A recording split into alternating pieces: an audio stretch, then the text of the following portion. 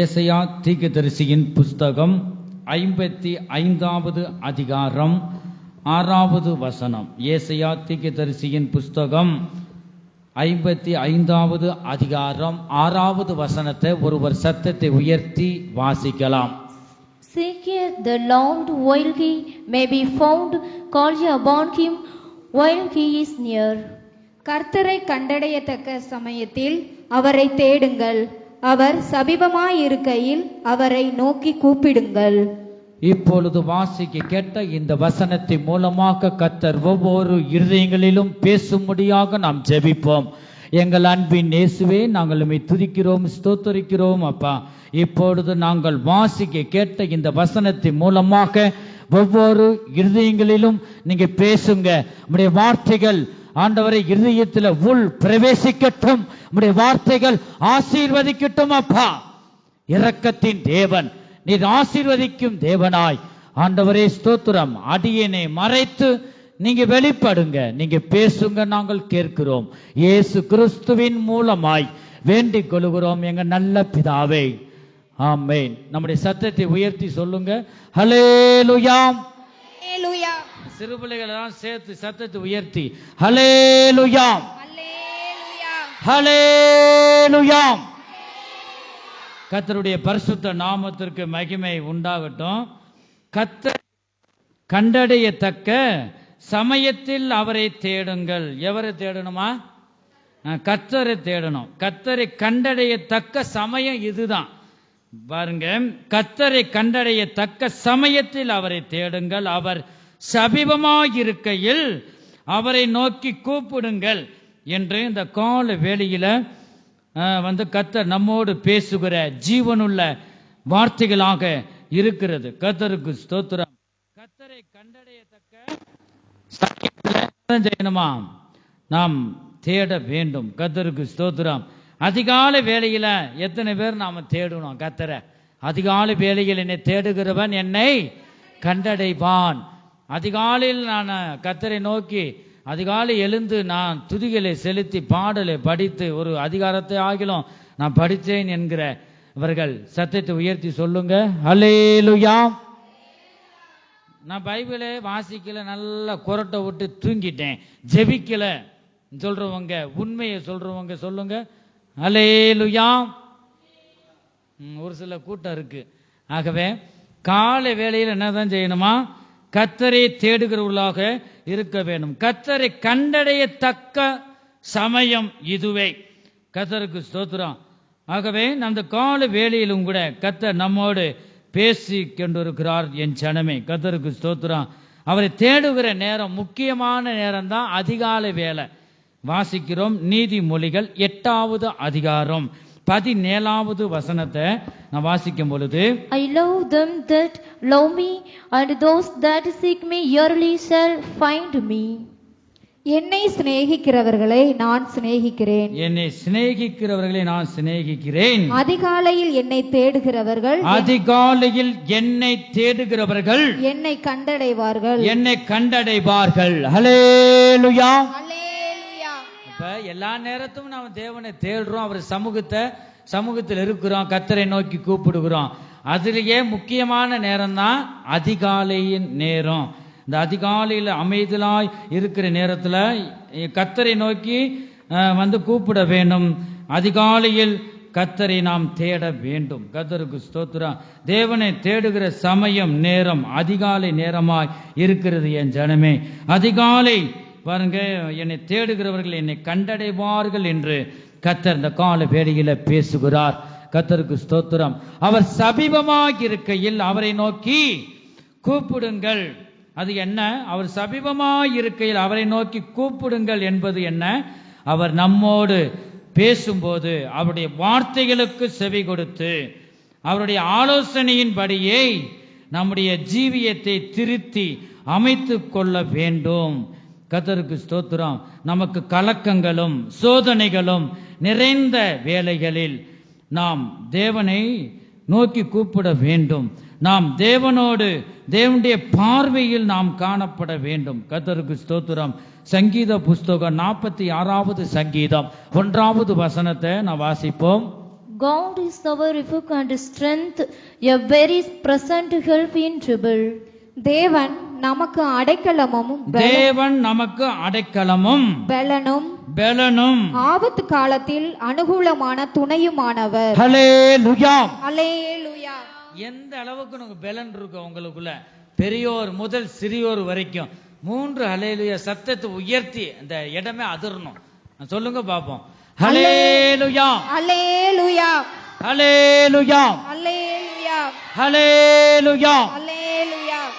ஹல்லேலூயா என்பது தேவனுக்கே மகிமை. பாருங்க, கர்த்தருக்கு ஸ்தோத்திரம். தேவன் நமக்கு எப்படி இருக்கிறாரா? அடைக்கலமா இருக்கிறார். 2வது, அவர் நமக்கு பெலனா இருக்கிறார். அவர் நமக்குள்ள இருக்கும் பொழுதுதான் நமக்குள்ள பெலன் உண்டாகும். அவர் நமக்கு பெலனும் ஆபத்து காலத்தில் அனுகூலமான துணையுமானவர். எந்த சூழ்நிலையில் இருந்தாலும் நமக்கு தான் அனுகூலமா இருப்பார். அப்படிப்பட்ட தேவன் இந்த கால வேளையில நாம் அவருடைய வார்த்தைகளை நாம் கேட்டுக்கொண்டிருக்கிறோம். தேவனை ஆராதித்துக் கொண்டிருக்கிறோம். நாம் கர்த்தரை நாம் தொழுது கொள்ளும் போதெல்லாம் அவர் நமக்கு சமீபமாய் இருக்கிறார். அவர் அருகில் இருக்கும் பொழுது அவரை நோக்கி என்ன செய்யணுமா? அவரை நோக்கி கூப்பிட வேண்டும். கர்த்தருக்கு ஸ்தோத்திரம்.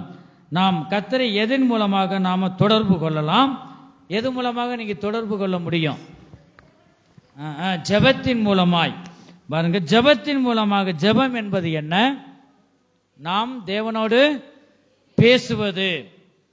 அவர் நமக்கு பதில் தரும் வர, மறு உத்தரவு கொடுக்கும் வரை நம்ம என்னதான் செய்யணுமா?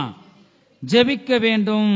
இதுதான் ஒரு உண்மையான ஜெபமாக இருக்கிறது. யாக்கோபை போல நான் விடாப்பிடியாக பதில் வரும் வர, நான் வேண்டிக் கொண்ட விண்ணப்பங்களுக்கு பதில் வரும் வரை நாம் தொடர்ந்து ஜெபிக்க வேண்டும். என் ஜனமே, கர்த்தருக்கு ஸ்தோத்திரம். எரேமியா 33வது அதிகாரம் 3வது வசனத்தை நான் வாசிக்கும் பொழுது, Call unto me, and I will answer thee, and see the great and mighty things which thou knowest not. வாசிங்க. எரேமியா 33:3. என்னை நோக்கி கூப்பிடு, அப்பொழுது நான் உனக்கு உத்தரவு கொடுத்து நீ அறியாததும் உனக்கு எட்டாததுமான பெரிய காரியங்களை உனக்கு அறிவிப்பேன். அல்லேலூயா. வேதத்தை வாசிக்கும் போது கூட மாறி மாறி வாசிங்க. ஒரு ஆளே வாசிக்காம எடுத்தவங்க முன்ன கூட எடுத்தவங்க மாறி மாறி வாசிக்கலாம். ஆகவே இந்த கால வேளையில ஆண்டவர் நம்மோடு பேசுற வார்த்தை என்ன? என்னை நோக்கி கூப்பிடு. யாரை நோக்கி கூப்பிடணுமா? கர்த்தரை நோக்கி. மனுஷரை நோக்கி நான் இதுவரைக்கும் கூப்பிட்டுக்கிட்டு இருக்கேன், கர்த்தரை நோக்கி நான் கூப்பிடலன்னு சொல்றவங்க ஹல்லேலூயா சொல்லுங்க. யாருமே இல்லை. பாருங்க, அப்படிதான் கர்த்தரை நோக்கி நான் கூப்பிடுறேன், கர்த்தரை நோக்கி நான் உண்மையாக நான் கூப்பிடுறேன்னு சொல்றவங்க ஹல்லேலூயா. அப்ப கர்த்தரை நோக்கி, என்னை நோக்கி கூப்பிடு, அப்பொழுது நான் உனக்கு மறு உத்தரவு கொடுத்து நீ அறியாததும் உனக்கு எட்டாததுமான பெரிய காரியங்களை உனக்கு அறிவிப்பேன் என்று நாம் வாசிக்கிறோம். கர்த்தருக்கு ஸ்தோத்திரம். நாம் பாருங்க, இந்த இடத்துல பார்க்கிறோம், நாம் யாரை நோக்கி நாம் கூப்பிட வேண்டுமா? கர்த்தரை நோக்கி நாம் கூப்பிட வேண்டும். சங்கீத புஸ்தகம் 91வது சங்கீதம் 15வது வசனத்துல நாம் பார்க்கிறோம், அவன் என்னை நோக்கி கூப்பிடுவான், நான் அவனுக்கு மறு உத்தரவு அருளி செய்வேன். ஆபத்தில் நானே அவனோடு இருந்து அவனை தப்புவித்து அவனை கனப்படுத்துவேன் என்று நாம் பார்க்கிறோம். கர்த்தருக்கு ஸ்தோத்திரம். ஆகவே அவரை நோக்கி கூப்பிடும், கர்த்தரை நோக்கி நாம் கூப்பிடுவர்களாய் காணப்பட வேண்டும். கூப்பிடும் போது மறு உத்தரவு அங்கிருந்து வரும். நீங்க மனுஷரை நோக்கி வருஷம் முழுதும் கூப்பிட்டுக்கிட்டு இருந்தா மறு உத்தரவு கிடைக்காது. சுவாசம் உள்ள மனுஷனை நம்பப்படுவதற்கு அவன் எம்மாத்திரம் என்று வேதம் சொல்லுகிறது. நாம் கர்த்தரை நோக்கி கூப்பிடணும். அவர் தான் நம்மை ஆசீர்வதிக்க முடியும், உளையான சேற்றிலிருந்து தூக்கி எடுக்க முடியும், சமாதானத்தை தர முடியும், எந்த மனுஷனையும் பிரகாசிப்பிக்க செய்யும் மெய்யான ஒளியாகிய இயேசுவை நோக்கி நாம் கூப்பிட வேண்டும். என் ஜனமே, அவர் மட்டுமே நம்மை ஆசீர்வதிக்க முடியும். கர்த்தருக்கு ஸ்தோத்திரம். நாம் வாசிக்கிறோம் சங்கீத புஸ்தகம் 50வது சங்கீதம் 15வது வசனத்துல நாம் பார்க்கிறோம், ஆபத்து காலத்தில் என்னை நோக்கி கூப்பிடு, என்னை நோக்கி கூப்பிடு, நான் உன்னை விடுவிப்பேன், நான் உன்னை விடுவிப்பேன், நீ என்னை மகிமைப்படுத்துவாய். நீ என்னை மகிமைப்படுத்துவாய். ஹல்லேலூயா.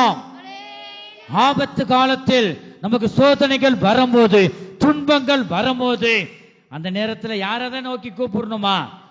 கர்த்தரை நோக்கி நீ கூப்பிட்டால் அவர் விடுவிக்கிற தேவனாய் உனக்கு முன்பாக அவர் வெளிப்படுவார், உன்னை விடுவித்து உன்னை ஆசீர்வதிப்பார். கர்த்தருக்கு ஸ்தோத்திரம்.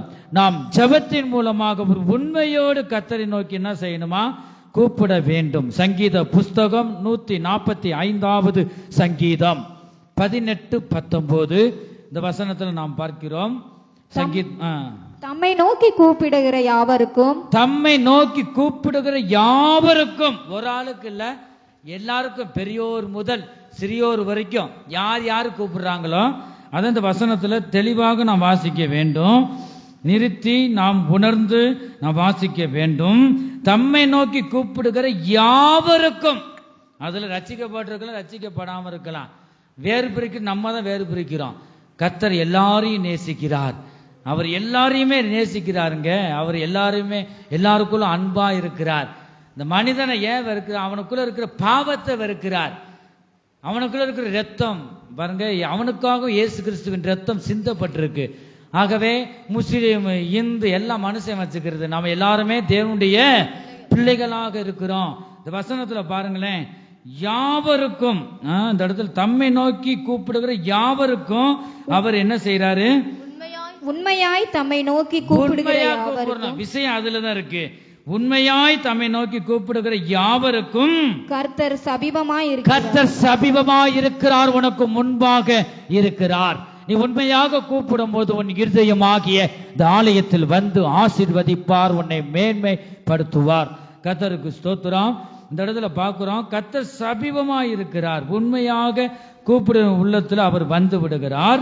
19வது வசனம், அவர் தமக்கு பயந்தவர்களுடைய விருப்பத்தின்படி செய்து, அவருக்கு பயந்தவர்கள் தான் கர்த்தர் ஆசீர்வதிப்பார். கர்த்தருக்கு பயப்படுகிற பெரியோரையும் சிறியோரையும் அவர் ஆசீர்வதிப்பார். கர்த்தருக்கு பயந்து அவர் வழிகளில் நடக்கிறவன் எவனோ அவன் பாக்கியவான். பாருங்க, வந்துட்டு அவனை கர்த்தர் ஆசீர்வதிப்பார் என்று நாம் பார்க்கிறோம். இந்த இடத்துல நம்ம அதான் பார்க்கிறோம். கர்த்தர் அவர் தமக்கு பயந்தவருடைய மன விருப்பத்தின்படி செய்து அவர்கள் கூப்பிடுதலை கேட்டு அவர்களை இரட்சிக்கிறார். ஹல்லேலூயா. அவர் தமக்கு பயந்தவருடைய விருப்பத்தின்படி செய்து அவர்கள் கூப்பிடுதலை கேட்டு அவர்களை இரட்சிக்கிறவராய் இருக்கிறார். கர்த்தருக்கு ஸ்தோத்திரம். ஆகவே கர்த்தருக்கு பயப்படுவர்களே கர்த்தர் என்னதான் செய்கிறாராம்? அவர் விடுவிக்கிறார், கர்த்தர் ஆசீர்வதிக்கிறார். சங்கீத புஸ்தகம் 147வது சங்கீதம் 11வது வசனத்துல பார்க்கிறோம், தமக்கு பயந்து தமது கிருபைக்கு காத்திருக்கிறவர்கள் மேல் கர்த்தர் பிரியமாயிருக்கிறார். பாருங்க, அப்ப நாம் கர்த்தரை நாம் தேட வேண்டும், அவர் சமூகத்தை நாம் தேட வேண்டும். இப்படிப்பட்டவர்களை தேவன் நேசிக்கிறார், ஆசீர்வதிக்கிறார். சங்கீத புஸ்தகம் 142வது சங்கீதம் 1வது வசனத்துல பார்க்கிறோம், கர்த்தரை நோக்கி சத்தமிட்டு கூப்பிடுகிறேன். கர்த்தரை நோக்கி சத்தமிட்டு கூப்பிடுகிறேன். இந்த ஆராதனை பகுதியில் கூட கர்த்தர் பேசினது என்ன? உரத்த சத்தத்தோடு என்னை நோக்கி கூப்பிடு என்று ஆவியானவர் பேசினார் ஆராதனை பகுதியில. இப்ப வாசிக்க கேட்ட வசனத்துல கர்த்தரை நோக்கி எப்படிதான் நம்ம கூப்பிடணுமா? சத்தமிட்டு கூப்பிடுகிறேன். கர்த்தரை நோக்கி சத்தமிட்டு கெஞ்சுகிறேன். கர்த்தரை நோக்கி சத்தமிட்டு கெஞ்சுகிறேன் என்று பார்க்கிறோம். ஒன்னு, சத்தமிட்டு கூப்பிடணும்.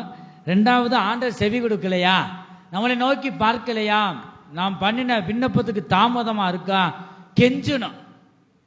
அந்த பிள்ளைங்க கெஞ்சிருந்தா நீங்க பார்த்துருப்பீங்க. ஒன்னு வாங்கி தரலன்னா எந்த அளவுக்கு கெஞ்சி அதை அடையணுமா, சிறு பிள்ளைகளுக்கு அதுக்கு தெரியும்.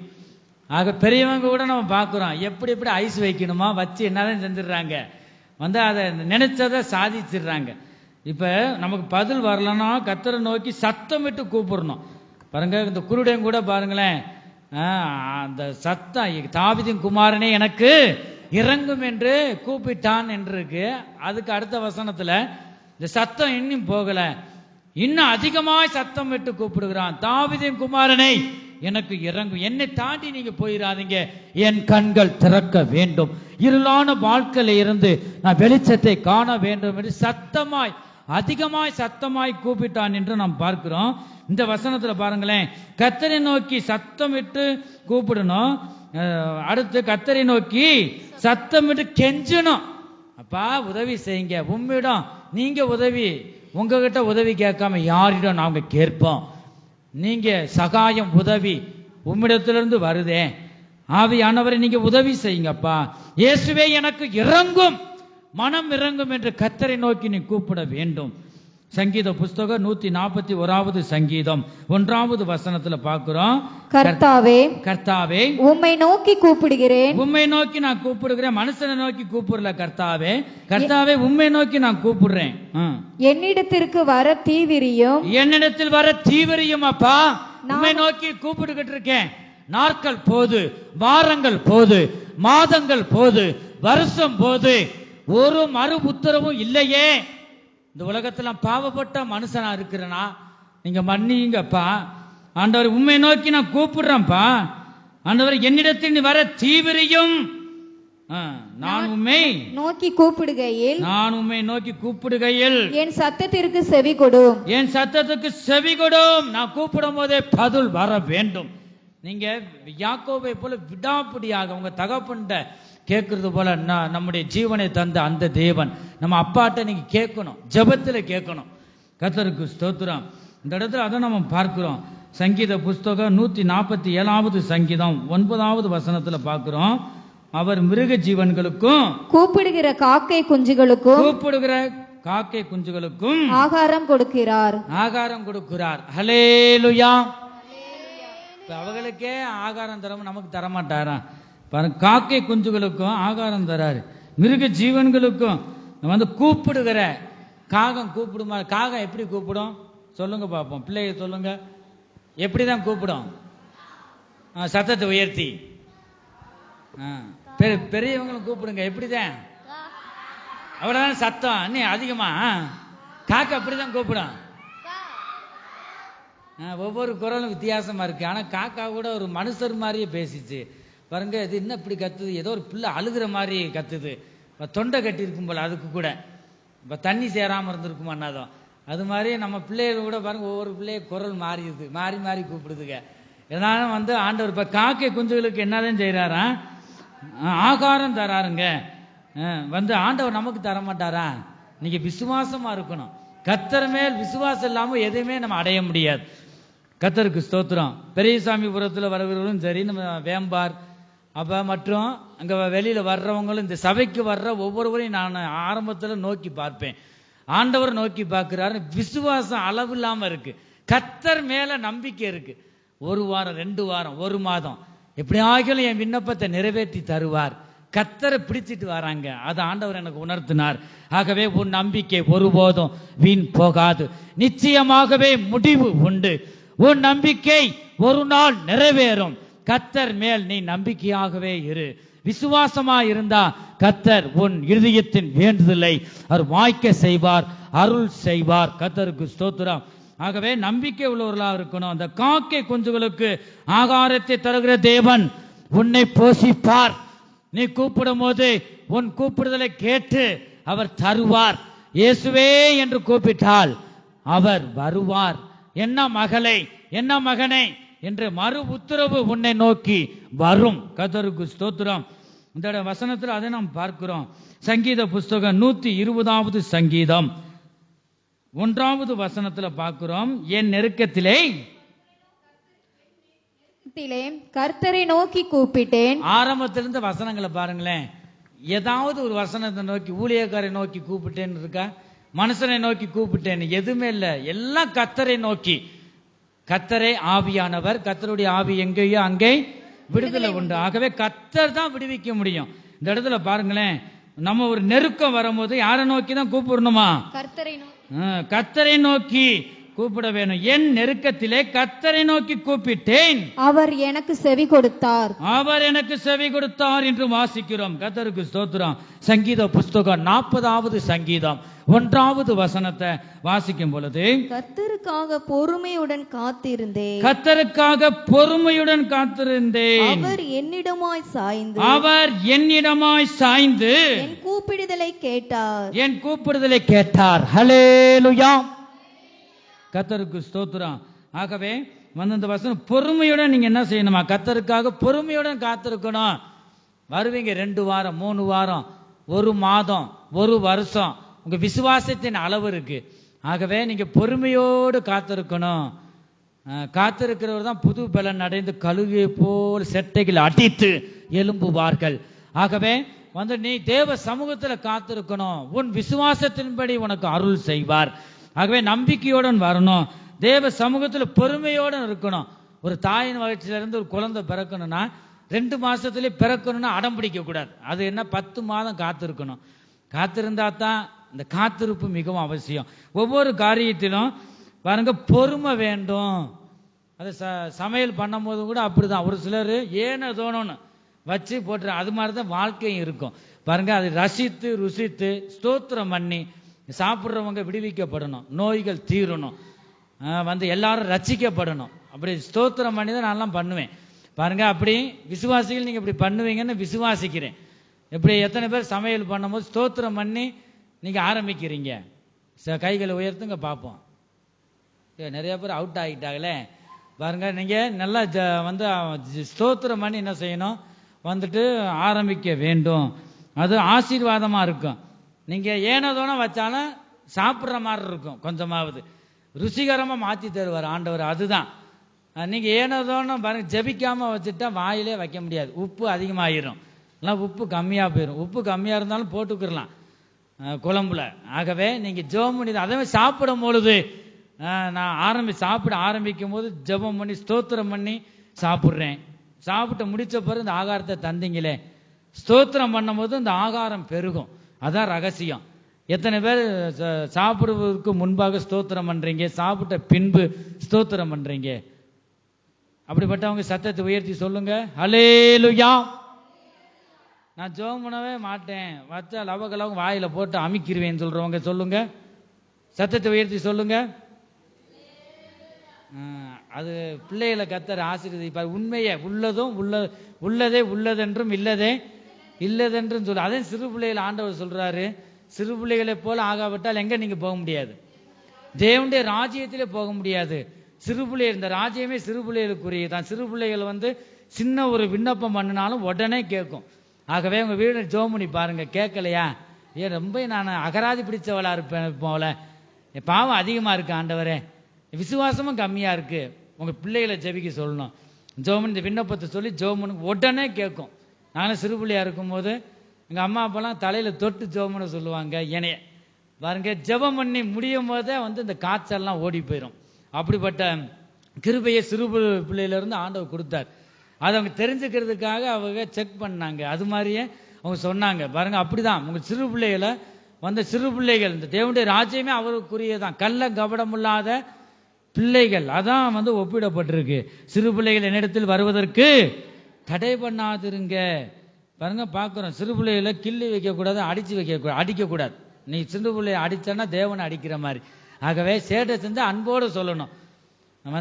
மூட முதுவுக்கு என்னதுதான் பிரம்பு. நீ கையை வச்சு அடிக்க கூடாது. மொழிக்கு கீழே என்ன செய்யணும்? மொழிக்கு கீழே நிகழ குச்சி எடுத்து அடிக்கணும். முதுகுல அடிச்சீங்கன்னா உயிர் போயிடும். அடிக்கக்கூடாது. வேதத்தின்படி நீங்க மொழிங்காலு கீழே சேட்டை செஞ்சா அன்பா சொன்னா கேட்கும். அன்போடு நீங்க சொல்லணும். அடிச்சாத்தையும் கேட்கும் சொன்னா அதை நீங்க மிரட்டி அரட்டி சொல்லி பார்க்கணும். அது ஒன்றும் கேட்கலையா, நீங்க ஜெபத்துல வச்சிடணும், ஆண்டவர் மாத்துவார். ஆகவே பிள்ளைகளோடு நீங்க அன்போடு நீங்க பேச வேண்டும். கடிந்து கொண்டு சொல்ல வேண்டிய பிள்ளைகளை கடிந்து கொண்டு சொல்லணும். அடுத்த நிமிஷத்துல அன்போடு நீங்க பழக வேண்டும். ஆகவே கர்த்தருக்காக பொறுமையுடன் காத்திருக்கணும். இருக்கும் போதுதான் என்ன செய்கிறார்? நம்மிடமாய் அவர் சாய்கிறார். அங்க அடிக்கிற காத்து ஒரு நாள் எங்களுக்கும் அடிக்கும்டா. நீங்க சொல்றத நீங்க பார்த்திருப்பீங்க. அது மாதிரி இந்த வசனத்துல பாருங்க, பொறுமையுடன் நீ காத்திருந்தா என்ன பார்க்கிறோம்? வாசிங்க மறுபடியும் இந்த வசனத்தை. கர்த்தருக்காக பொறுமையுடன் காத்திருந்தேன், அவர் என்னிடமாய் சாய்ந்து. நீ பொறுமையுடன் காத்திருக்கும் போது, தேவ சமூகத்துல காத்திருக்கும் போது அவர் என்னிடமாய் சாய்ந்து என் கூப்பிடுதலை கேட்டார். பாத்தீங்களா எவ்வளவு தாவீது சொல்றார். சங்கீத புஸ்தகம் 16வது சங்கீதம் 8வது வசனம். நாங்க தாய் தகப்பனு கீழ்ப்படுகிறேன் சொல்ற பிள்ளைகளாம் சத்தத்தை உயர்த்தி சொல்லுங்க. ஹல்லேலூயா. ஒன்றும் இல்லையா? அந்த 1-2 சத்தம் கேட்குது. என் தாய் தகப்பனா நான் வைவேன், கீழ்ப்படியவே மாட்டேன் சொல்ற பிள்ளைகளை சொல்லுங்க. ஹல்லேலூயா. நான் சொன்னாலும் சொல்லக்கூடாது, அடிச்சாலும் சொல்லக்கூடாது. பாருங்க, உண்மையை நீங்க என்ன சொல்ல, உள்ளதென்று தான் சொல்லணும். ஆகவே உங்களுக்கு கொடுக்கப்பட்ட தாய் தகப்பனை நீங்க கனம் பண்ண. அது குடிகாரனா இருக்கலாம், சொன்னபடிக்கு அடங்காதவனா கூட இருக்கலாம் உங்க தகப்பனோ தாயோ. ஆனா நீங்க என்னதான் செய்யணுமா? ஆண்டோட கட்டளையே நாம் நிறைவேற்றணும். வந்து இருந்தீங்கன்னா உங்கள்ட்டு புத்தி வரும். பெரியவங்களுக்கு ஐயோ சிறு பிள்ளை பரவாயில்லையப்பா எவ்வளவு புத்தியோட நடந்துக்கிறது சொல்லிட்டு. ஆகவே வந்துட்டு நீங்க கனம் பண்ணணும். ஆகவே உங்க பிள்ளைகளை நீங்க தாய் தகப்பன் என்ன செய்யக்கூடாது? கோபப்படுத்தக்கூடாது. கோபப்படுத்துற மாதிரி நீங்க என்ன செய்யக்கூடாதான்? வேதத்தில் அதெல்லாம் சொல்லப்பட்டிருக்கு. ஆகவே கோபப்படுத்துற மாதிரி பேசக்கூடாது. சிறு பிள்ளைகளை வந்து எங்க தாய் தகப்பன் கோபப்படுத்துறாங்க, வையிறாங்க, என்ன பார்த்தாலும் எப்படி பார்த்தா சத்தம் போட்டுக்கிட்டே இருக்கிறாங்க சொல்ற பிள்ளைகளை கைகளை உயர்த்துங்க பார்ப்போம். உங்க அம்மா நல்லா அன்பா தைரியமா இருங்க, வீட்டுக்கு போனா அடி விழுகுமா? அடிக்க மாட்டாங்க. ஆண்டவர் உங்களுக்கு துணை நிற்பார். ஆகவே உங்க பிள்ளைகளை அதே மாதிரி கூப்பிடும் போது கழுத, பன்னி, வேற என்னது? ஆனா ஒவ்வொரு சில வீட்டில் பார்த்தா ரசிக்கப்பட்டு கூட கெட்ட வார்த்தையா வரும், அசிங்கமா கேவலமா இருக்கு சொல்லவே. பாருங்க, கழுத, பன்னி. யாராகிலும் உங்க தாய் தகப்பன் சொல்லுவாங்களா? கைகளை உயர்த்துங்க பிள்ளைய. உள்ளது வந்துருச்சு. வேற எப்படியாவது பிசாசி வெக்கப்பட்டு என்னதான் செய்யும்? வந்து போயிடுறீங்க. கழுதன்னு சொன்னா கழுதையாத்தையும் புள்ள வரும். பண்ணின்னு சொன்னா அதே மாதிரி ஏற்கனவே நான் சொல்லியிருக்கேன் நடந்த சம்பவங்களை. பாருங்க, தெருவில் விளையாடும் போது அவங்க தாய் வீட்டுக்குள்ள இருந்து விளையாண்டுக்கிட்டு இருக்கு. அந்த பிள்ளை வரும்போது ஏதோ ஒரு வேலை சொல்லியிருக்கு, கேட்கல. சனியனே வான்னு சொல்லியிருக்கு. அப்பதான் சனியன் போய்கிட்டு இருக்கு பிசாஸ். அவங்க மக உள்ளத்துல வந்துருச்சு. அது கெட்ட வார்த்தையில் நல்லா இருந்த பிள்ளைதான். அது சனியை வந்துட்டு அது என்ன செய்யும்? அது தான் மதி இல்லை, அது வாட்டுக்கு பேசுது. அதை அடிச்சிருச்சு. அடிக்கவும் என் பிள்ளை ஏன் அடிக்கிறேன்னு அந்த பிள்ளையுடைய தகப்பன் சொல்லவும் வீடு 2ஆ போயிருச்சு. பாருங்க, அங்க போது கரெக்டா வந்தவர் ரசிக்கப்பட்டவங்க 30 வருஷத்துக்கு மேல இருக்கும். இப்படியும் வந்து என்ன நடந்துச்சா பிசாசு அப்படியே சிரிச்சுக்கிட்டு இருக்கு அந்த பிள்ளை உள்ளத்துல. அப்ப கண்டு ஆண்டவர் காமிச்சிட்டார். எப்படி வந்த உள்ளன்னு கேட்கும் போதுதான் நான் பாட்டுக்கு என் வழியை நோக்கி தான் நான் போனேன். நான் உண்டு என் வழி உண்டுன்னு போனேன். நான் எதுவும் வந்தேனா? வா சனியனேன்னு அவங்க கூப்பிடும் போது நான் எப்படி வராம இருப்பேன்? அதனால வந்துட்டேன் உள்ள, எனக்கு சந்தோஷமா இருக்குன்னு சொல்லித்தான். யாரு? பிசாசு வந்துட்டு பிற இயேசு கிறிஸ்துவை நாமத்துல ரெண்டு அவங்க அந்த போதகர் சொல்லி பிசாசுக்கு இடம் கொடுக்க கூடாது. வாயில இந்த வார்த்தை சனியன், கழுத, பன்னி இந்த வார்த்தை வரவே கூடாது. உங்களை பார்த்துதான் பிள்ளைய வளரும்.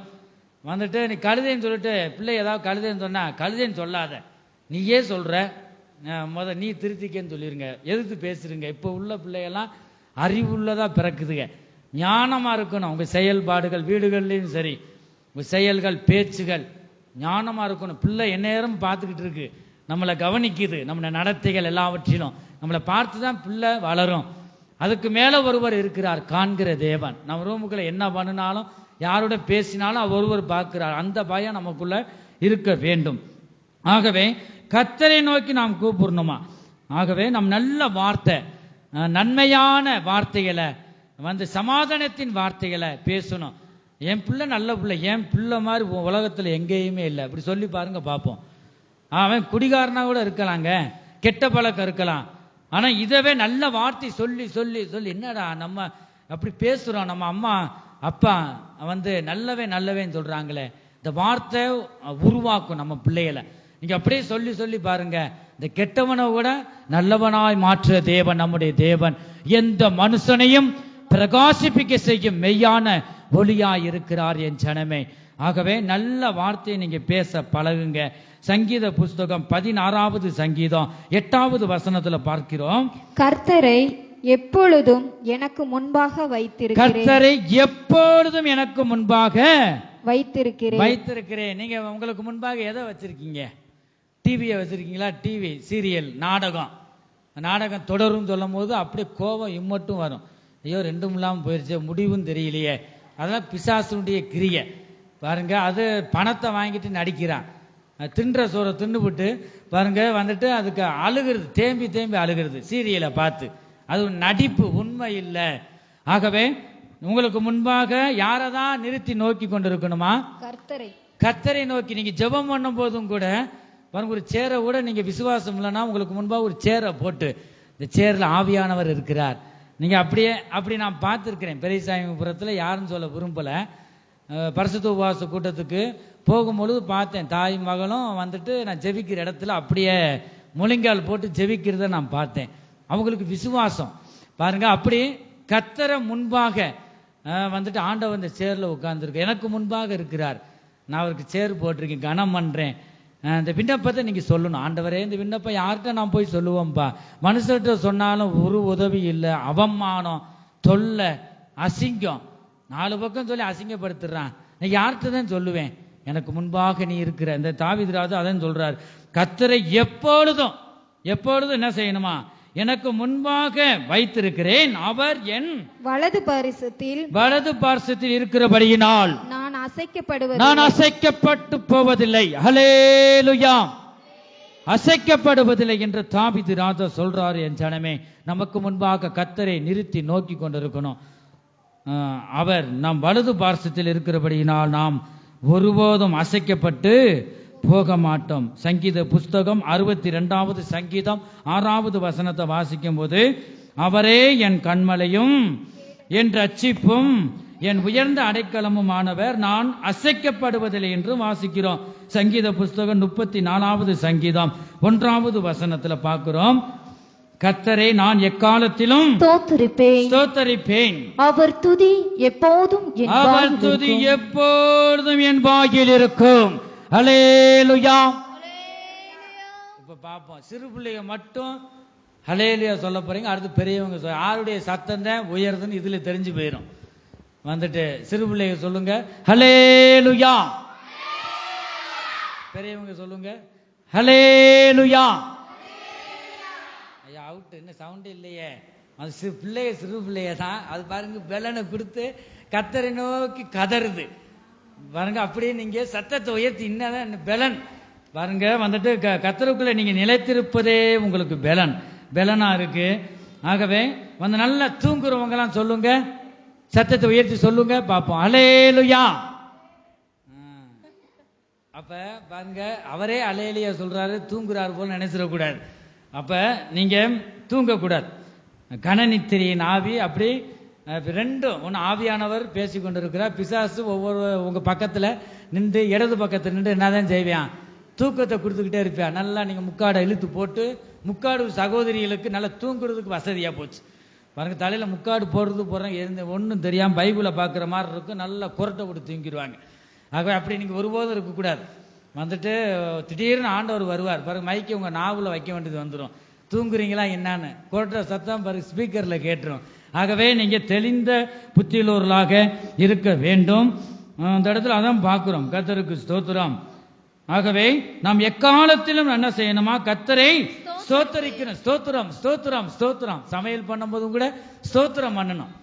பாருங்க, ஒரு சில இடங்களை நம்ம கண்டிக்கும் பொழுது வந்து கோபப்படக்கூடாது. கோபப்பட்ட யாருக்கும் நஷ்டம் இல்லை, தேவனுக்கோ எனக்கோ நஷ்டம் கிடையாது, ஆனா சேதம் உனக்கு தான். ஆகவே வந்து ஒரு சில கண்டிக்கும் பொழுது அதை ஏற்றுக்கொள்ளணும். மனசார ஏற்றுக்கொள்ளும் போதுதான் தேவன் உனக்குள்ள இருக்கிறார் என்று நம்ம அறிஞ்சுக்கலாம். ஆகவே ஒரு கர்த்தருடைய ஊழியக்கார் சொல்லும் பொழுது வந்து அதை நீ ஏற்றுக்கொள்ளணும். வந்து எப்பொழுதும் நாவல என்ன துதி இருக்க வேண்டும், ஸ்தோத்தரிக்க வேண்டும். மற்றவங்க சொன்னா சொல்லட்டும் பாருங்க, அவர் துதி எப்பொழுதும் நாவில் இருக்கும். அவர் துதி இருக்கா இல்லை சண்டை இருக்கா பாருங்க. ஒரு வார்த்தை சண்டை அப்படி போடுவாங்க. நான் வீடுகளில் நான் சண்டை தான் போடுறேன், கோபம் வந்து அப்படி வரும் சொல்றவங்க சொல்லுங்க பார்ப்போம், ஹல்லேலூயா. பாருங்க, யாரோ ஒரு சொல்ல சத்தம் கேட்டுச்சு. ஆகவே கோபம் கொண்டாலும் பாவம் செய்யாதிருங்க, சூரியன் அஸ்தமிப்பதற்கு முன்பாக பாருங்க அந்த கோபம் உங்க எரிச்சல் தனியே கடவுது என்று நாம் பார்க்கிறோம். கர்த்தருக்கு ஸ்தோத்திரம். எப்போதும் நம்ம நாவல துதிகள் இருக்கணும், நல்ல வார்த்தைகள் இருக்கணும். கர்த்தரே நான் எக்காலமும் ஸ்தோத்தரிப்பேன், அவர் துதி எப்போதும் என் வாயில் இருக்கும். கர்த்தரை நானே காலமும் ஸ்தோத்தரிப்பேன். அவர் துதி எப்போதும் என் வாயில் இருக்கும். ஹல்லேலூயா. சங்கீத புஸ்தகம் 34வது சங்கீதம் 10வது வசனத்துல கர்த்தரை தேடுகிறவர்களுக்கோ ஒரு நன்மையும் குறைபடாது என்று பார்க்கிறோம். கர்த்தரை தேடுகிறவர்களுக்கு தான் ஒரு நன்மையும் குறைபடாது. அரிசி, எண்ணெய், மாவு எதுவுமே உன் வீடுகளில் குறைபடாது. கர்த்தரை தேடுகிறவர்களாய் நீங்களும் நானும் காணப்பட வேணும். லூக்கா சுவிசேஷம் 12வது அதிகாரம் 31வது வசனத்துல நாம் பார்க்கிறோம், தேவனுடைய ராஜ்யத்தையே தேடுங்கள், அப்பொழுது இவைகள் எல்லாம் உங்களுக்கு கூட கொடுக்கப்படும் என்று நாம் பார்க்கிறோம். தேவனுடைய ராஜ்யத்தை தேடுறோமா? தேட வேண்டும். உங்க பிள்ளைகளுக்காக நீங்க ஜெபம் பண்றீங்களா? பேர் சொல்லி ஜெபம் பண்ணி சொல்றவங்க கைகளை உயர்த்துங்க. கையை உயர்த்து அடிக்கடி இப்படி வைக்கணும். அப்பதான் பிசாசு வெக்கப்பட்டு போகும். உங்க பிள்ளைகளுக்காக நீங்க ஜெபிக்கணும். ஆகவே ஜெபம் பண்றது மாத்திரம் இல்ல, ஆலயத்துக்கு பரிசுத்த ஆராதனையில என் பிள்ளை என்ன செய்யணும்? வரணும் ஆண்டவரே சொல்லிட்டு பாருங்க. பிள்ளைகள் நீங்க தானே பெத்தங்க, சொல்லுங்க. தெருவுல இருந்து கிடந்து நீங்க தூக்குனீங்களா? இல்லையே. 10 மாசம் சுமந்து கர்த்தர் கொடுத்தா நீங்க பெத்தங்க. அப்ப நீங்க சொல்றத கேட்கணும். அப்படி கேட்கலையா நீங்க ஜெபம் பண்ணணும். அப்ப அதுவும் கேட்கலன்னா உங்க ஜெபம் சரியில்லைன்னு அர்த்தம். ஆகவே இந்த வசனத்துல பாருங்களேன், இந்த இடத்துல நம்ம தேவனுடைய ராஜ்யத்தை நீங்க தேடும். அவருடைய நீதி, இதெல்லாம் நீதி. ஓய்வு நாளை பரிசுத்தமாக நீங்க ஆசரிக்கணும். அப்படி நீங்க சொல்லாம விட்டீங்கன்னா நீங்க அவர் வரும்போது நீங்க போகவே முடியாது. நீங்க அபிஷேகம் பெற்றிருக்க அந்த அபிஷேகத்துக்கு நீ ஒப்பு கொடுக்கல. ஒப்பு கொடுத்தா அந்த அபிஷேகம் நல்ல வழியில கொண்டு போகும். பாருங்க, நீதிகளை சொல்லும் போது நீ கோபப்படுவாயானா ஒரு பிரயோஜனமும் இருக்காது. ஆகவே கல்வாரி சிலுவையில இயேசு கிறிஸ்து தொங்குறார். காரி துப்புறாங்க, முள்மூடிய சூடி, எவ்வளவு அவமானம், தூசிக்கிறாங்க. பாருங்க, அவர் தெய்வம், நம்ம ஏமாத்திரோம். நம்ம ஜெபங்கள் யாராவது நம்ம பேரை சொல்லிட்டு அவமானம், உனக்கு கோபம் வருது. அப்ப உனக்குள்ள அபிஷேகம் இருக்கா இல்லையான்னு இதுல தெரிஞ்சுக்கலாம். ஆகவே கோபம் வரக்கூடாது. ஊழியர்கள் சொல்றதை அப்படியே நீ ஏற்றுக்கொள்ள வேண்டும். ஆண்டவர் அவமானப்படுத்தினாலும் இல்லையா, அவர் வழியில சென்றா வரும். எதுக்காக நீங்க எதுக்காக சொல்றாங்க? தாய் தகப்பை கெட்டு போறதுக்கு பிள்ளைகளை ஒருபோதும் சொல்ல மாட்டாங்க. நீ திருந்தணும், நீ சரியில்லை, நீ கொண்டு வரணும். பிள்ளைகளை கண்டிச்சு என்னதான் செய்யணுமா? ஜெபம் பண்ணணும். இன்னி இந்த விண்ணப்பத்துக்கு பிள்ளை ஆலயத்துக்கு வரலையா, இன்னும் என்னதான் செய்யணும்? உன் வீட்டுக்காரர் ஆலயத்துக்கு வரலன்னா என் ஜெபம் சரியில்லையே, நீங்க என் ஜெபத்தை கேளுங்கப்பான்னு நெருக்கணும். ஆண்டவரை நெருக்கணும். ஆக அதை விட்டு ஐயோ எல்லாருக்கும் முன்னாடி சொல்லிட்டாருன்னா ஒரு சுயம் இருக்கு, ஜென்ம சுபாவம் உனக்குள்ள இருக்கு, அது உன்னை விட்டு விலகி போகணும். ஆண்டவரை ஏற்றுக்கொண்டா உனக்கு என்னதான் இருக்கக்கூடாது? ஆண்டவருடைய பிள்ளைகளுக்கு சூடு சொரணை இதெல்லாம் இருக்கவே கூடாது. பாருங்க, இயேசு கிறிஸ்து இருந்தாரா இல்லையா? நானே பலியும் சத்தியமும் ஜீவனுமா இருக்கிறேன்னு சொல்றாரு. இயேசு போனார்ல, நம்மளாம் ஏமாத்திரோம். நீ இப்படி உண்மையாக தேவன் கர்த்தருடைய ஊழியக்கார் மூலமா சொல்லுவதை நீ மனப்பூர்ணமா ஏற்றுக்கொண்டால் பாருங்க, ஒரு சில இடங்கள்ல அப்படி இருக்கு. பெரிய மீட்டிங் கன்வென்ஷன் எல்லாம் சொல்லிட்டு அவ்வளவுதான் அவமானமா போயிடும். பாருங்க, சின்ன சின்ன சகிப்பு தன்மை உனக்கு வேண்டும். ஊழியர் மூலமா கர்த்தர் சொல்லுவதை நல்லதை தான் ஆண்டவர் பேசுவார். நீ மனசார ஏற்றுக்கொள்ளும் போது, கீழ்ப்படியும் போது தான் உனக்கு ஆசீர்வாதம். நீ என்னென்ன செய்தாலும் உனக்கு கீழ்ப்படிதல் இல்லைன்னா ஆண்டவர் ஆசீர்வதிக்க மாட்டார். ஆபிரகாம் கீழ்ப்படிஞ்சால் அது அவனுக்கு நீதியா எண்ணப்பட்டது. ஆகவே உங்க பிள்ளைகளை ஆலயத்துக்கு கொண்டு வரணும். கர்த்தருக்கு ஸ்தோத்திரம். இந்த பிள்ளைய சொல்லுங்க, எப்படிலாம் தாய் தகப்பன் கூப்பிடல சொல்லிட்டா நீ அவுட் ஆகிருவேன். பாருங்க, ஆண்டவர் கேட்பார் நிச்சயம். நீங்க பெத்த பிள்ளைகளை தெருவில் போறவகிட்ட கேட்க மாட்டார், உன்னிட தான் கேட்பார். நீதானே 10 மாசம் சுமந்து பெத்த பிள்ளையை நான் உனக்கு கொடுத்தேனே, பிள்ளை வேணும் வேணும் வேணும் அடம் பிடிச்ச அழுத, அவனுக்கு 2 பிள்ளைகளை 4 பிள்ளைகளை 5 பிள்ளைகளை கொடுத்தேன், எப்படி நீ வளர்த்த? இந்த பிள்ளைகளுக்காக ஜெபம் பண்ணியா சொல்லிட்டு ஆண்டவர் கேட்பார். உங்களையும் என்னையும் ஒவ்வொருவரையும் ஆண்டவர் கேட்பார். ஆகவே நல்ல வழியில பிள்ளைகளை வழி நடத்தணும். கேட்காத பிள்ளைகளா இருந்து அவளுக்காக நீங்க அமைதியா இருந்து ஜெபிக்கணும். மாத கணக்கு, எத்தனை மாதம்? 1 வருஷம் 6 மாதம் பாருங்க, மாச கணக்கு ஆலயத்துக்கு வராம இருந்தா அந்த ஆத்மா நரகத்தை நோக்கி போகும். ஆண்டவர் வந்துட்டா இந்த ஆத்மா போவது முக்கியமா? நமக்கு பணம் முக்கியம் இல்லை. பணத்தை சம்பாதிச்சு வந்துட்ட வாயில போடுவோம், அதை நீ நினைக்க கூடாது. பிள்ளைகள் மனம் திரும்பணும். இந்த ஆத்மா மேலானது. இந்த பூமியில அசைகிற உலகம், எந்த நேரத்தில் என்ன ரூபத்தில் ஆபத்து வருதுன்னு தெரியல. நீங்க பாருங்க, ஒவ்வொரு இடங்கள்ல காட்டு தீ அழியுது. சுனாமி வந்து அழியுது, பூமி அதிர்ச்சி வந்து அழியுது, வேற என்ன அழிவுன்னா கொரோனா வந்து அழியுது. நம்ம பாருங்க, உலகம் முழுவதையும் ஆதாயப்படுத்தி கொண்டாலும் தன் ஜீவனை நஷ்டப்படுத்தினா அவனுக்கு லாபம் என்ன? பாருங்க, பிள்ளைகளை பெறுறது முக்கியம் இல்லைங்க. இந்த பிள்ளைகள் நல்ல வழியில் அன்போடு நீங்க பேசுங்க, சொல்லி ஜெபம் பண்ணுங்க. உன் ஜெபம் சரியா இருந்தா வரணும். எனது ஆத்மா கெட்டு போகக்கூடாதே, எனக்கு அதிகமான பாரம் இருக்கு. நான் உங்க பிள்ளைகளை வந்து விட்டுட்டு வந்திருக்கீங்கன்னா வந்துட்டு பாருங்க, வேலியை விட்டுட்டு வந்தது மாதிரி இருக்கு. வேலிக்குள்ள இருந்தா தான் பாதுகாப்பு பிள்ளைகளுக்கு. ஆகவே எத்தனோ பிள்ளைங்க டிவி பார்த்துக்கிட்டு செல்ல நோண்டிக்கிட்டு தான் ஆலயத்தில் அங்க வீடுகளில் இருக்கு. ஆகவே ஆலயத்துக்கு வரணுமா இல்லையா? ஏன்னா இந்த ஆத்மா கெட்டு போயிடக்கூடாதே. இந்த சிறியோரில் ஒருவராகிலும் கெட்டு போவது தேவனுக்கு சித்தம் இல்லை. ஆகவே நாம் உத்தரவாதம் நம்மகிட்ட தான் ஆண்டவர் கேட்பார். இதை நான் சொல்லாம விட்டுட்டேன்னா ஆண்டவர் என்னைய கேட்பார். நீ பாரு, பணத்துக்கு ஆசைப்பட்டு ஏதாவது கோபப்படுவாங்க சொல்லி நீ கேட்கல. நான் இந்த அற்ப காரியத்துக்கெல்லாம் நான் யார் எவ்வளவு பெரிய ஆளா இருந்தாலும் எப்படிப்பட்ட கொம்பனா இருந்தாலும் பயப்படணும் அவசியம் இல்லை. தேவன் சொல்லிட்டாருன்னா டக்குன்னு சொல்லி நீ வராம போ, எனக்கு அவசியம் இல்லை. பாருங்க, இந்த உலகத்தில் கொஞ்ச நாள் தான் ஆண்டவர் வரப்போறார். பாருங்க, ஒரு சிலர் தசமம் பாகம் காணிக்க மற்ற வருமானத்துக்கு ஆசைப்பட்டவங்க கண்டிக்கவே மாட்டாங்க.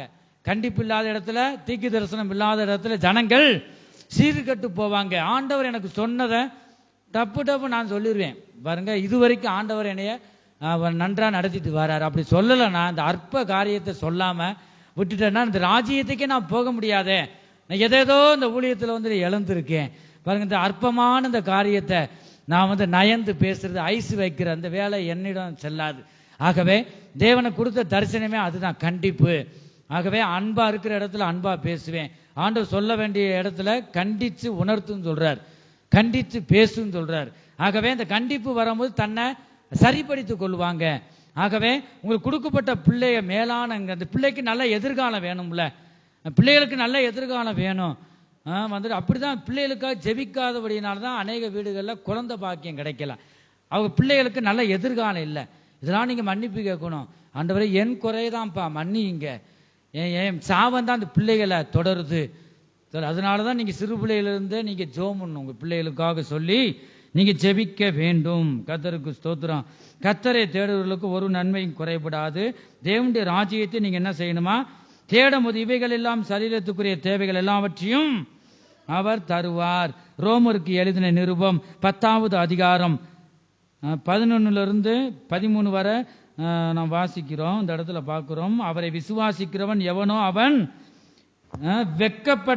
வெட்கப்படுவதில்லை என்று வேதம் சொல்லுகிறது. ஆதலால் கர்த்தருடைய நாமத்தை தொழுது கொள்ளுகிற எவனும் ரட்சிக்கப்படுவான். எவனோ, குட்டையா இருக்கட்டும், வளர்த்தியா இருக்கட்டும், பல்லு போன கிழவியா இருக்கட்டும், அந்த வசனம் பாருங்களேன். எவனாகிலும் இருக்கட்டும், ரட்சிக்கப்படாதவனும் கூட இருக்கட்டும், அந்த கர்த்தருடைய நாமத்தை நீ உண்மையா தொழுது கொள்கிற எவனும் ரட்சிக்கப்படுவான், மீட்கப்படுவான். தானியேல் 9வது அதிகாரம் 3 to 19 வரை நாம் வாசிக்கிற ஒரு ஜெபம் கூட இருக்கு. இந்த இடத்துல நாம் பார்க்கிறோம், நான் உபவாசம் பண்ணி இரட்டிலும் சாம்பலிலும் உட்கார்ந்து தேவனாகிய ஆண்டவரை ஜெபத்தினாலும் விண்ணப்பங்களினாலும் தேட என் முகத்தை அவருக்கு நேராக்கி என் தேவனாகிய கர்த்தரை நோக்கி ஜெபம் பண்ணி. தானியேலுடைய ஜெபம் பாருங்களேன். உபவாசம் நம்ம உபவாசம் இந்த நாட்கள்ல ஒரு சிலர் உண்மையாக இருப்பாங்க. உபவாசம் இருக்கு. உபவாசம் என்ன சொல்லுங்க, தெரிஞ்சவங்க சொல்லுங்க பார்ப்போம். உண்மையான உபவாசம் என்றால் என்ன? நம்முடைய ஆவி, ஆத்மா, சரீரமும் 3 இணைந்து கர்த்தரை நோக்கி கூப்பிடுறது தான் உண்மையான உபவாசம். சாப்பிடாம சரீரம் சாப்பிட்டுக்கிட்டு தான் இருக்கு. ஆகவே சாப்பிட்டுட்டா தூக்கத்தை கொடுத்துரும். இந்த ஆவி, ஆத்மா நல்லா தூங்கிடும். அதனால சாப்பாடு அதுக்கு முக்கியத்துவம் தரக்கூடாது. சரீரத்துக்கு ஆவி, ஆத்மா, சரீரம் 3 இணைந்து ஜெபிக்கிறது தான் உண்மையான உபவாசம். உபவாசம் இருக்கிற என் பேரில் காலையில் ஒரு டீயை குடிச்சேன்னா நீ அவுட் ஆகிட்ட. 2 வடையை அமைக்கிறது பாருங்க. என்னன்னு கேட்டா, நான் உபவாசம் இருக்கிறேன், அங்கேயே அவுட் ஆகிட்டேன்னு அர்த்தம். இப்படிப்பட்ட அந்த உபவாசத்தில் ஆண்டவர் ஏற்றுக்கொள்ள மாட்டார். உன்னுடைய ஆவி, ஆத்மா, சரீரமும் 3 இணைந்து கர்த்தரை நோக்கி என்ன செய்யணுமா? கூப்பிடணும். அது தானியேல் பாருங்க, உபவாசம் பண்ணி சாம்பலிலும் உட்கார்ந்து. நீங்க சாம்பலில் கூட உட்கார வேணாம். நீங்க என்ன செய்யணுமா? ஆவி, ஆத்மா, சரீரம் 3 இணைந்து நீங்க தன்னை தாழ்த்த வேண்டும். கர்த்தருக்கு முன்பாக உபவாசம் இருக்க வேணும். அதான் உண்மையான உபவாசம். என் தேவனாகிய கர்த்தரை நோக்கி ஜெபம் பண்ணி அவரை நோக்கி நாம் ஜெபம் பண்ணி பாவ அறிக்கை செய்து ஆண்டவரே, உங்க பாவ அறிக்கை செய்யணும். உபவாச ஜெபம் பாவ அறிக்கை செஞ்சா தான் உங்களுக்கு பதில் வரும். ஆண்டவரே, உம்மிடத்தில் அன்பு கூர்ந்து உம்முடைய கற்பனைகளை கை கொள்ளுகிறவர்களுக்கு உடன்படிக்கையையும் கிருபையையும். போதும், நேரம் இல்லாததுன்னா 19வது வசனத்தை வாசி. ஆண்டவரே கேளும். ஆண்டவரே நீங்க கேளுங்கப்பா, நான் பேசிக்கிட்டே இருக்கேன், விண்ணப்பம் பண்றேன், ஜெபத்தின் மூலமா உங்களோட பேசுறேன். ஆண்டவரே கேளுங்கப்பா, கொஞ்ச நேரம் கேளுங்க, என்னை நோக்கி பாருங்க. நீங்க ஜெபம் பண்ணும்போது அப்படி சொல்லணும். ஆண்டவரே கேளும். ஆண்டவரே மன்னியும். ஆண்டவரே என் பாவத்தை மன்னியும். ஆண்டவரே கவனியும். ஆண்டவரே கவனியும். கவனிங்கப்பா. என் தேவனே உம்முடைய நிமித்தமாக அதை தாமதியாமல் செய்யும். உம்முடைய நகரத்துக்கும் உம்முடைய ஜனத்திற்கும் உம்முடைய நாமம் தரிக்கப்பட்டிருக்கிறதே என்றேன். இப்படி நான் சொல்லி ஜெபம் பண்ணி என் பாவத்தையும் என் ஜனமாகிய இஸ்ரவேலின் பாவத்தையும் மறக்கிட்டு உங்களுடைய பாவத்தை அறிக்கை செய்யணும். ரெண்டாவது பிள்ளைகளுடைய பாவங்களையும் நீங்க என்ன செய்யணும்? அறிக்கை செய்யணும். தேசத்தில் உள்ள ஜனங்களுடைய பாவங்களை அவர் அறிக்கை செய்கிறார். யாரு? தானியேல். என் தேவனுடைய பரிசுத்த பர்வதத்துக்காக என் விண்ணப்பத்தை என் தேவனாகிய கர்த்தருக்கு முன்பாக செலுத்தி கொண்டிருந்தேன். அப்படி நான் ஜெபம் பண்ணி கொண்டிருக்கும்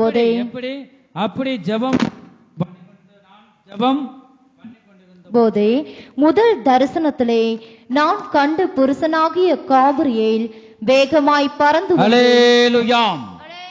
பாருங்க, அப்படி ஜெபம் பண்ணி கொண்டிருக்கும் போதே முதல் தரிசனத்திலே நான் கண்ட புருஷனாகிய காபிரியேல் வேகமாய் பறந்து வந்து. காபிரியல்னா என்னது? பதில் கொண்டு வர்றவர். 2 தூதன், பெரிய தூதன், ஒன்னு மிகாவேல், இன்னொன்னு காபிரியேல். அப்ப பாருங்க, இந்த மரியாளுக்கு நற்செய்திய வந்துட்டு சொன்னவர் தான் இந்த காபிரியேல். அந்த காபிரியேல் தானியேல் ஜெபம் பண்ணி கொண்டு இருக்கும் போதே பாருங்க வந்துட்டு வாராரு. வேகமாய் பறந்து வந்து, வேகமா என் மகன் பாரு கத்திக்கிட்டு இருக்கா, ஜீவன் போக கத்திக்கிட்டு இருக்கா, உயிர் போறக்குள்ள நீ போ வேமா ஜெபம் பண்ணிக்கணும். யாராவது உபவாசம் இருந்து செத்து போனது இதுவரைக்கும் நான் கேள்விப்பட்டது இல்ல. இந்த தானியேல் உருக்கமான ஜெபம், தன்னை மறந்து கருத்தாய் கர்த்தரை நோக்கி கூப்பிடுறார். கூப்பிடும் போதுதான் இந்த தூதனுக்கு கட்டளையிடுறார் தேவன், சீக்கிரம் போ, என் மகன் கதறி கொண்டிருக்கிறான், ஜெபத்தின் மூலமா நீ வேகமா போ. அந்த இடத்துல அதான் பாக்குறோம். வேகமாய் பறந்து வந்து அந்த பலியின் நேரமாகிய வேளையிலே என்னை தொட்டான். அவன் எனக்கு தெளிவுண்டாக்கி என்னோட பேசி, தானியேலே உனக்கு அறிவை உணர்த்தும்படி இப்போது புறப்பட்டு வந்தேன். நீ மிகவும் பிரியமானவன். நீ ஜெபம் பண்ற ஆளா இருந்தா, வேதத்தை வாசிக்கிற ஆளா இருந்தா, யாவரோடு அன்போடு நீ காணப்படுவாயானால் நீதாம் தேவனுக்கு பிரியமானவன். இந்த தூதன் பாருங்க எடுத்த உடனே என்ன சொல்றார் தானியேலே, நீ மிகவும் பிரியமானவன் ஆதலால் நீ வேண்டிக் கொள்ள தொடங்கின போதே, தொடங்கும் போதே, நீ ஜெபம் பண்ண தொடங்கும் போதே கட்டளை வெளிப்பட்டது. நான் அதை அறிவிக்க வந்தேன்பா. இப்போதும் சொல்லுகிற வார்த்தையை நீ கவனித்து கேட்டு தரிசனத்தை அறிந்து கொள்ளும். அப்ப கர்த்தரை நாம் முன் நிறுத்தி ஜெபிக்க வேண்டும் என் ஜனமே. மத்தேயு சுவிசேஷம் 5வது அதிகாரம் 8வது வசனத்துல, இருதயத்தில் சுத்தம் உள்ளவர்கள் பாக்கியவான்கள், அவர்கள் தேவனை தரிசிப்பார்கள். இருதயத்தில் சுத்தம் இருக்கா? கை சுத்தம் இருக்கா? நாவு சுத்தம் இருக்கா? இந்த நாவு ஆண்டவர் கொடுத்த நாவுல வெத்தலை, வேற என்ன? மூக்குப்பொடி. இந்த மூக்க நாரடிக்கிறது பாருங்க. இந்த மூக்கெல்லாம் ஆண்டவர் எவ்வளவு அழகா உண்டாக்கி 2 கண்களையும் ஆண்டவர் தந்திருக்கிறார். ஒவ்வொன்றும் நாசம் பண்றது. அந்த இருதயம் தேவனுடைய ஆலயம், பரிசுத்தமாக நீங்க இருக்க வேணும். இந்த பரிசுத்த பந்தியில கலந்து கொள்கிற நீங்க இந்த வாயில அசுசி, சீரட்டம், வேற கெட்ட பழக்கத்தை நாவல போட்டுட்டு ஒருபோது நீ பரிசுத்த பந்தியில கலந்து கொள்ளக்கூடாது. 2 செய்யும். உன் அபாத்திரம் அடுத்த மரணத்தை கொண்டு வரும் ஆத்மாவில். இன்னொன்று நன்மையை உருவாக்கும். நீ அறிக்கை செய்து உண்மையாக இந்த பரிசுத்த பந்தியில பரிசுத்தமா கலந்து கொள்ளும் போது உனக்கு நன்மை உருவாக்கும். கர்த்தருக்கு ஸ்தோத்திரம். இருதயத்தில் சுத்தம் உள்ளவர்கள் பாக்கியவான்கள். எத்தனை பேர் நம்ம நாவுல சுத்தம் இருக்கு? இந்த மூக்கெல்லாம் எவ்வளவு அதிசயமாய் ஆண்டவர் படைத்திருக்கிறார். இந்த மூக்கை மறுபடியும் திருப்பி புனல் மாதிரி திருப்பி வச்சா மழை பெய்ந்த பூரா நிறைஞ்சு அவ்வளவுதான். கெதி என்ன ஆகும்? இப்ப சீரா வைக்கும் போதே மழையில நினைஞ்சா மூக்கெல்லாம் ஒழுகுது, சரியில்லை பாருங்க. அப்ப ஆண்டவர் எவ்வளவு ஞானம் உள்ள தேவன். ஆகவே இந்த மூக்க நாரடிக்க கூடாது, அந்த வாய் நல்ல வார்த்தையை பேசணும் பாருங்க. கண்டதை வாயில போட்டு அமுக்க கூடாது. ஆகவே அதுல நாம் தெளிந்த புத்தியுள்ளவர்களா இருக்கணும். கர்த்தருக்கு ஸ்தோத்திரம். நாம் ஜெபத்தின் மூலமா தேவனோடு நாம் பேச வேண்டும். ஜெபம் நம்மை தேவனோடு இணைக்கிறது என் ஜனமே. ஜெபம் நம்மை சுற்றியுள்ள சத்துருவின் கட்டுகளை உடைக்கிறது. நாம் ஜெபிக்கும் போது எல்லாம் அடிமைத்தனத்திலிருந்து அவர் விடுவிக்கிறார். நாம் ஜெபிக்கும் போது எல்லாம் கடன் பிரச்சனையிலிருந்து கர்த்தர் உன்னை விடுவிக்கிறவராய் இருக்கிறார் என் ஜனமே. ஏசாயா தீர்க்கதரிசியின் புஸ்தகம் 58வது அதிகாரம் 9வது வசனத்துல பார்க்கிறோம். அப்பொழுது நீ கூப்பிடுவாய், கர்த்தர் மறு உத்தரவு கொடுப்பார். நீ சத்தமிடுவாய், இதோ நான் இருக்கிறேன் என்று அவர் சொல்லுவார். கர்த்தருக்கு ஸ்தோத்திரம். ஆகவே இந்த கடைசி காலத்தில் வந்திருக்கிறோம் என் ஜனமே. நீ ஜெபத்தில் நீ தரித்திருக்க வேண்டும். எபேசியர் 3வது அதிகாரம் 20வது வசனத்துல பார்க்கிறோம். நாம் வேண்டிக் கொள்வதற்கும் நினைப்பதற்கும் மிகவும் அதிகமாய் நமக்குள்ளே கிரியை செய்கிற வல்லமையின்படியே நமக்கு செய்ய வல்லவராகி அவருக்கு என்று இந்த இடத்துல பார்க்கிறோம். நாம் கர்த்தரை நோக்கி நாம் கூப்பிட வேண்டும். ஸ்தோத்திரம். ஹல்லேலூயா. எத்தனை பேர் நாம் இந்த கர்த்தரை நோக்கி கூப்பிடுவர்களாய் உண்மையாய் கூப்பிடுவர்களாக நாம் காணப்படுகிறோம். உண்மையாக நீ கூப்பிடுவாய், ஆனால் கர்த்தர் உன்னை ஆசீர்வதிப்பார். கர்த்தருக்கு ஸ்தோத்திரம். நம்முடைய தேவன் உயிருள்ள தேவனாய், நீதியின் ராஜாவாய், நம்முடைய தேவன் பரிசுத்தராய், ஜீவனுள்ள தேவனாய், பேசுகிற தேவனாய், நன்மை செய்யும் தேவனாக இருக்கிறார் என் ஜனமே. இயேசுவின் நாமத்தில் சுகம் உண்டு என் ஜனமே. இயேசுவின் நாமத்தில் விடுதலை உண்டு. இயேசுவின் நாமத்தில் வல்லமை உண்டு. இயேசுவின் நாமத்தில் அதிசயம் உண்டு. இயேசுவின் நாமத்தில் பாருங்க இந்த இடத்துல அதிசயம் உண்டு. கர்த்தருக்கு ஸ்தோத்திரம். இயேசுவின் நாமம் மகா பெரிய நாமம். இயேசுவே என்று நீ கூப்பிட்டால் அவர் உனக்கு முன்பாக வருவார். வல்லவரே என்று நீ கூப்பிட்டால் வல்லவராக உனக்கு வெளிப்படுவார் என் ஜனமே. அவர் சர்வ வல்லமையுள்ள தேவனாகவே இருக்கிறார். கர்த்தருக்கு ஸ்தோத்திரம். இந்த ஒரே ஒரு வசனத்தை மட்டும் நான் வாசிக்கலாம். சங்கீத புஸ்தகம் 83வது சங்கீதம் 1வது வசனத்துல பார்க்கிறோம். தேவனே மௌனமாயிராதையும் பேசாமல் இராதையும் சும்மா இராதையும் என்று இந்த இடத்துல பார்க்கிறோம். இந்த இடத்துல என்ன கூப்பிடு, ஆண்டவரை நான் கூப்பிட்டுக்கிட்டு இருக்கேன்ப்பா, நீங்க சும்மா இருக்க வேண்டாம், நீங்க பேசுங்க, பேசாம இருக்க வேண்டாம், நீங்க சும்மா இருக்காதீங்கப்பா, என்னை நோக்கி பாருங்க என்று நீ சொல்ல வேண்டும். கர்த்தருக்கு ஸ்தோத்திரம். நாம் ஒவ்வொருவரும் அவரை நோக்கி இந்த வேளையில் நாம் பார்ப்போமா? இந்த சர்வ வல்லமையில தேவன் நமக்கு அடைக்கலமாய் இருக்கிறார். தேவன் நமக்கு மாறாத அடைக்கலமாய் இருக்கிறார். தேவன் நமக்கு நித்திய அடைக்கலமாய் இருக்கிறார். தேவன் நமக்கு இக்கட்டு காலத்தில் அடைக்கலம். அவர் அடைக்கலமான தேவனை நாம் அவரிடமாய் சார்ந்து ஜீவிப்போமாக. நம்முடைய தேவன் தீங்கு நாட்களில் அடைக்கலம். தேவன் நமக்கு உயர்ந்த அடைக்கலம். சிறுமைப்பட்டவர்களுக்கு தேவன் அடைக்கலமாய் இருக்கிறார். நீதிமானுக்கு தேவன் அடைக்கலமாய் இருக்கிறார். கர்த்தர் ரட்சிப்பின் கண்மலையாய் இருக்கிறார். கர்த்தரே இருதயத்தின் கண்மலையாய் இருக்கிறார் என் ஜனமே. கர்த்தரே நித்திய கண்மலையாய் இருக்கிறார். கர்த்தரே ஞான கண்மலையாய் இருக்கிறார். இதுக்கெல்லாம் வசனம் இருக்கு. நேரம் இல்லாததுனால நாம் அவருடைய வார்த்தையை கவனிப்போம். கர்த்தரே அவர் தாகத்தை தீர்க்கும் கண்மலையாய் இருக்கிறார். கர்த்தர் நன்மை செய்யும் கண்மலையாய் இருக்கிறார். கர்த்தரே நமக்கு சகாயம் செய்யும் கண்மலையாய் இருக்கிறார். கர்த்தரே நம்மை பாதுகாக்கும் கண்மலையாய் இருக்கிறார். கர்த்தரே நம்மை குணமாக்கும் தேவனாய் இருக்கிறார். நம்முடைய தேவன் காண்கிற தேவன். இன்றைய இந்த கிருபையின் நாட்களில் நாம் சரணடைவோமாக. இன்றைய அனுக்கிரக காலம், இதுவே கடைசி காலம் என் ஜனமே. நாம் எல்லாரும் எழுந்து நிற்போமாக. கர்த்தரை கண்டடையத்தக்க சமயத்தில் அவரை தேடுங்கள். அவர் சமீபமாகி இருக்கையில் அவரை நோக்கி கூப்பிடுங்கள் என்று இந்த கால வேளையில அவர் பேசிக் கொண்டிருக்கிறார். ஹல்லேலூயா, ஹல்லேலூயா. இந்த 2 நாளாகமல 14வது அதிகாரம் 11வது வசனத்துல இந்த ஆசாவின் ஜெபத்தை நோக்கி நாம் பார்க்கிறோம். எல்லாரும் கண்களை மூடி நாம் நம்மை ஒப்பு கொடுப்போமாக. இந்த ஆசா தேவனாகிய கர்த்தரை நோக்கி அவர் கூப்பிடுகிறதை பார்க்கிறோம். பலனுள்ளவனுக்காகிலும் பலனற்றவனுக்காகிலும் உதவி செய்கிறது உமக்கு லேசான காரியம் அப்பா.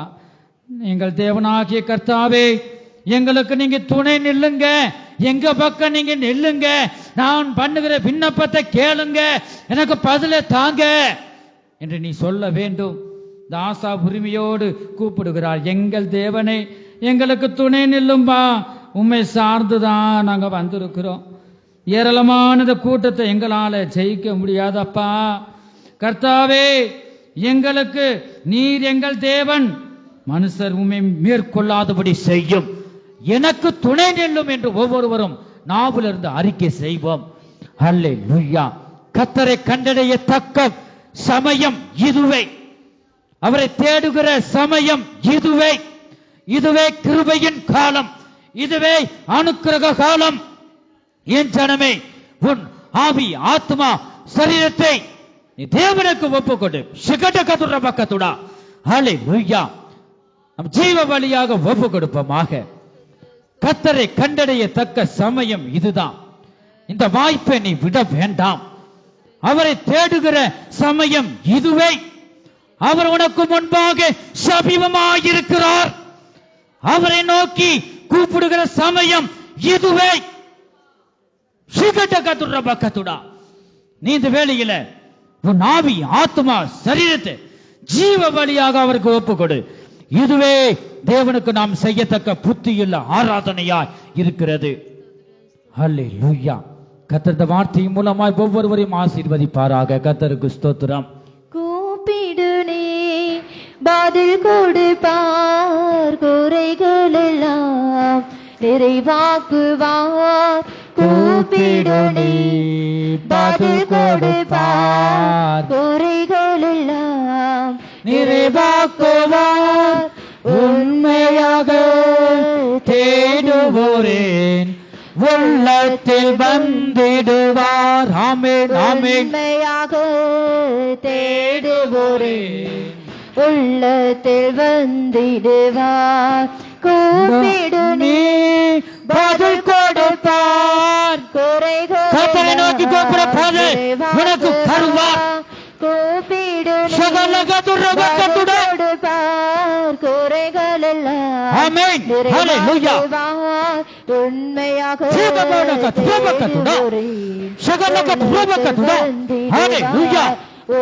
ஆண்டவரே, உண்மையாக தேடுவரை உள்ளத்தில் வாங்க. ஹல்லேலூயா. நீ கேட்டுக்கொண்ட காரியத்தை அவர் கேட்டு பதில் உன்னை நோக்கி வந்து கொண்டிருக்கிறது. சகல கதுரபக்கத்துடா. உள்ளத்தில் வந்து ஹல்லேலூயா. ஹல்லேலூயா. தேடுவோரே உள்ளத்தில்